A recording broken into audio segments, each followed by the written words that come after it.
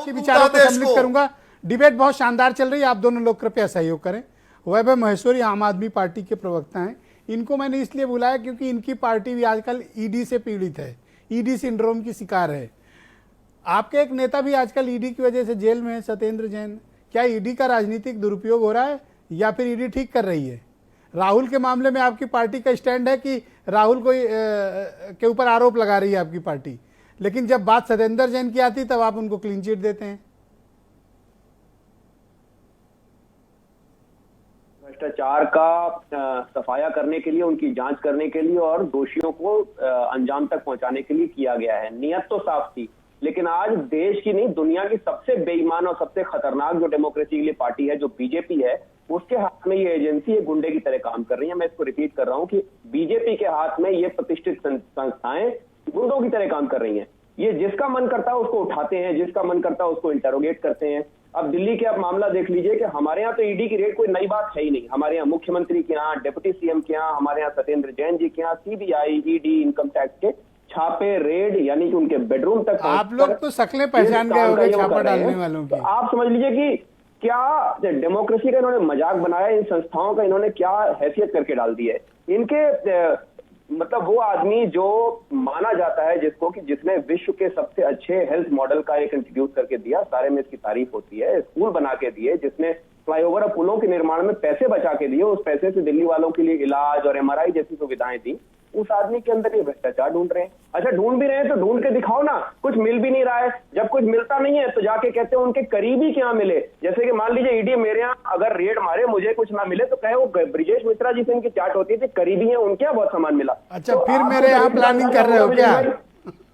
आपको रेड का अंदाजा होगा विदेश भाई, किस लिए रेड मारी जाती है, क्या उनके ऊपर कार्रवाई की जाती है, क्या कुल मिला के आप देखिए। राफेल घोटाला हो रहा है, उसमें ईडी का कोई रोक नहीं है। व्यापम घोटाले में ईडी का रोक नहीं है। कोरोना का स्कैम है, ये घर तोड़ने की राजनीति कर रहे हैं। नोटबंदी का स्कैम है, बेरोजगारी है, महंगाई है, भुखमरी का इन्होंने वर्ल्ड रिकॉर्ड बना के डाल दिया है। लेकिन इस देश को इन्होंने उलझा के रखा हुआ है विपक्ष को खत्म करने में, और लोगों को ये हिंदू मुसलमान के अंदर पूरी तरह से तबाह करके डाल दी। देश की दुश्मन है ये पार्टी। मतलब जिस तरह से नाथूराम गोडसे, राहुल गांधी पर मनी लॉन्ड्रिंग के आरोप लगाए हैं ईडी ने, डेमोक्रेसी की हत्या आपका उस पर क्या मानना है?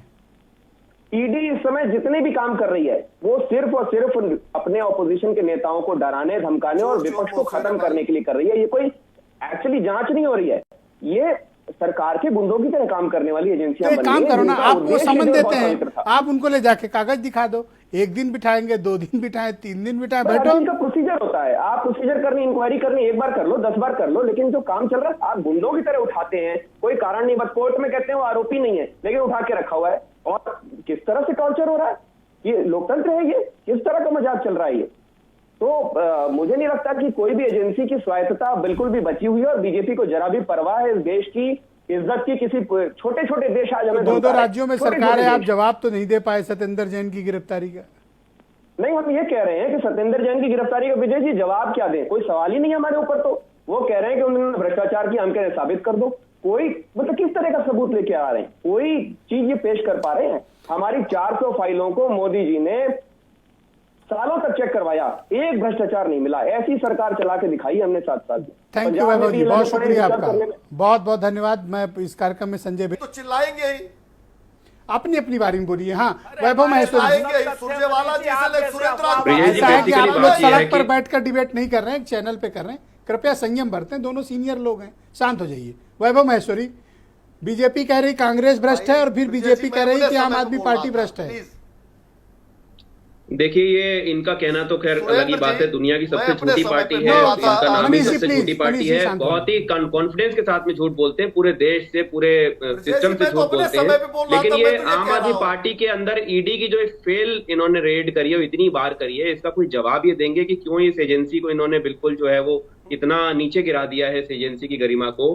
कौन सा कागज इन्हें मिला है, कौन सा करप्शन हुआ है और क्या ये करने जा रहे हैं, कुछ ये बताएंगे क्या? कर क्या रखा है कि मोदी जी जनता को, देश को पूरी तरह से उलझाएंगे। उलझाने से क्या होता है कि आराम से देश का जो माल है वो बेचने, मदारियों की तरह से आप बीजेपी की सरकार काम कर रही है। मदारियों की तरीके से आप देश को तमाशे दिखाते हैं, पुअर तरीके के। कभी बुलडोजर लेके पहुंचे जा रहे हैं, कभी आप ईडी भेज रहे हैं, कभी आप सीबीआई भेज रहे हैं। और आपको काम करना कोई आता नहीं। काम आप क्या करते हैं, जब आप पड़ोस के देश में जाते हैं, छोटे के देश में, तो आप सेठ जी के धंधे की बात वहां करके आते हैं। उस देश का जो नेता है वो आप पे आरोप लगा रहा है कि वो आप तो सेठ जी के धंधे के लिए आए थे, यहाँ पर नाम आप लेके जाते हैं कि भारत देश के लिए आप कहीं जा रहे हैं। आप देश को बेचने के लिए जाते हैं, और देश का सवाल उठाने वाली पार्टियां जिंदा ना रहे इसके लिए आप ईडी का बेशर्म इस्तेमाल करते हैं। तो कुल मिलाकर ये बीजेपी की राजनीति है। इनके प्रवक्ताओं को कोई चीज पता नहीं होती है, दिन भर आके यहाँ झूठ बोल रहा है, नेताओं को झूठ बोल रहा है और अफवाहें फैलानी है। अफवाह तंत्र को मजबूत करने का जितना बड़ा काम बीजेपी ने किया है, विश्व में किसी पार्टी ने इतने संगठित तरीके से नहीं काम किया है।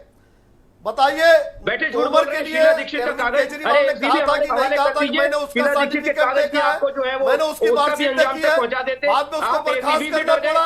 केजरीवाल माफी मांगेंगे कि नहीं माफी दिल्ली सरकार के पास एक एजेंसी थी, मोदी जी से बर्दाश्त नहीं, अपना वहां पर उन्होंने सिपाही बैठा दिया। क्या मुकदमा कायम किया? दिल्ली के विधानसभा के लिए खत्म करने के लिए आप जो है कानून लेकर आ जाते हैं, आप चुनी हुई सरकार को खत्म कर देना चाहते हैं। के समय में मोहल्ला क्लिनिक कुल मिलाकर ये कि आपको कोई डेवलपमेंट का मॉडल इस देश के अंदर बर्दाश्त नहीं है। आपको इस देश के अंदर तबाही चाहिए, आग जलनी चाहिए हर तरफ, गुंडे घूमते हुए चाहिए, दिन भर आपको हिंदू और मुसलमान के बीच में झगड़े चाहिए, हत्याएं चाहिए। ये देखकर आपको भारत देश की हालत देखकर ये आपको सुकून पहुंचता है। और इन सबको सवाल उठाने से बचाने के लिए आप ईडी और सीबीआई का इस्तेमाल करते हैं।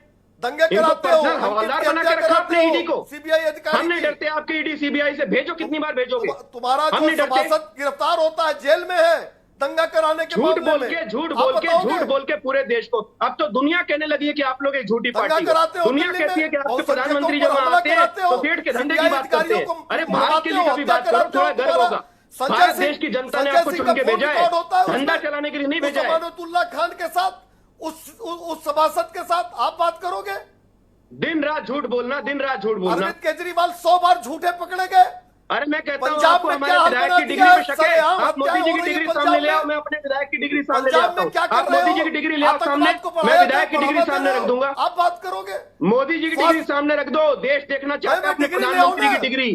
तोमर, अरे आपको एक विधायक की डिग्री, पूरा देश अपने प्रधानमंत्री की डिग्री देखना चाहता है। हिम्मत लेके आइए। कानून मंत्री जिसके लिए यही रोना रोते थे, आपने पर्सनल गुंडा बना दिया इन एजेंसियों को, जिसके यहाँ मन करा उठा के भेज दिया, जिसके यहाँ मन करा उठा के उसको अंदर कर दिया। जो अपनी आवाज उठा रहा है उसको आप दबाना चाहते हैं। केवल प्रचार, गरीबों के धन को लूट कर। कुल मिला के ये है कि जिस तरह से आप लोग इस देश को बेच रहे हो, जिस तरह से आप इस देश को बेच रहे हो, वो चलने वाला नहीं है ज्यादा दिन तक। आपको अंत में आकर पढ़ाई लिखाई की बात करनी पड़ेगी। ये देश जो है ना, गोबर से नहीं चलेगा, ये देश विज्ञान से चलेगा, ये देश संविधान से चलेगा। थैंक यू, एक सेकंड रुकिए। संजय बेचन जी को लाया जाए, एक सेकंड। धन्यवाद।